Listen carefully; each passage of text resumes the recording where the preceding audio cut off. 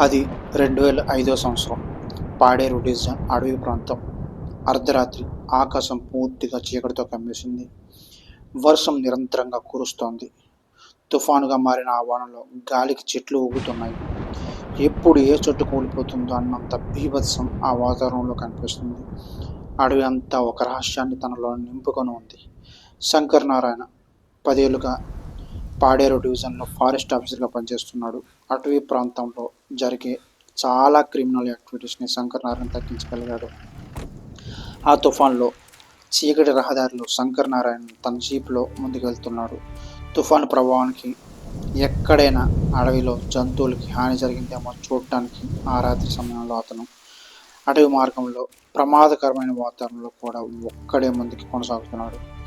కొంతసేపటికి వర్షం అంతా తగ్గుముఖం పట్టింది. అదే సమయంలో ఆ వర్షపు చప్పుడులో కూడా కొన్ని శబ్దాలు అతని చెవులు తాకాయి. జీప్ ఆఫ్ చేసి శంకర్ నారాయణ ఆ శబ్దం వచ్చే వైపు వెళ్ళడానికి ప్రయత్నం చేస్తున్నాడు. టార్చ్ లైట్ వెలుతురులో ముందుకి కొనసాగుతున్నాడు. చీకటిలో టార్చ్ లైట్ వెలుతురు చాలా దూరం వ్యాపించింది.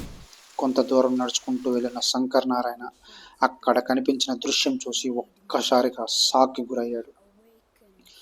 15 ఏళ్ల వయసున్న ఓ బాలుడు ఒంటిపై బట్టలు లేకుండా దిగంబరంగా ఒంటి కాలిపై నిలబడి ఏవో క్షుద్ర మంత్రాలు చదువుతున్నాడు. ఆ బాలుడి ముందు పూర్తిగా నగ్నంగా ఉన్న ఒక అమ్మాయి దేహం కనిపించింది. ఆ దృశ్యం చూడగానే శంకర్ నారాయణకి పట్టలేని ఆవేశం వచ్చింది. అదే ఆవేశంతో, ఒరేయ్, ఎవర్రా నువ్వు? అసలు ఇక్కడ ఏం జరుగుతుంది? అంటే పాడేరులో అమ్మాయిల మిస్సింగ్లకి కారణం నువ్వేనా? నిన్ను వదిలేది లేదురా అనుకుంటూ శంకర్ నారాయణ ఆవేశంగా ముందుకు వస్తున్నాడు.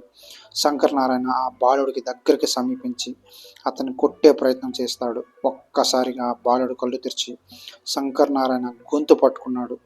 అతని పట్టు చాలా బలంగా ఉంది. దాని నుంచి శంకర్ నారాయణ తప్పించుకోలేక ఇబ్బంది పడుతూ ఉంటాడు.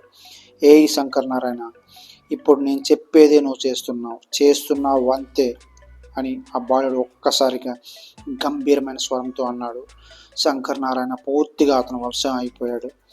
బాలుడు శంకర్ నారాయణ గొంతు వదిలేశాడు. శంకర్ నారాయణ చేతిలో ఉన్న టార్చ్ కింద పడింది. అతను వెంటనే వెనక్కి అడుగులు వేసుకుంటూ జీపు దగ్గరికి వెళ్ళాడు.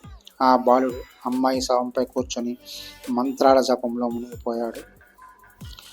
జీప్లోకి ఎక్కిన శంకర్ నారాయణ మౌనంగా ఇంటికి బయలుదేరాడు. ఇంటి దగ్గర శంకర్ నారాయణ జీప్ ఆఫ్ చేశాడు. జేబులో ఉన్న గన్ బయటకు తీశాడు. డోర్ దగ్గరికి వెళ్ళి గట్టిగా డోర్ కొట్టాడు. శంకర్ నారాయణ భార్య డోర్ తెరిచింది.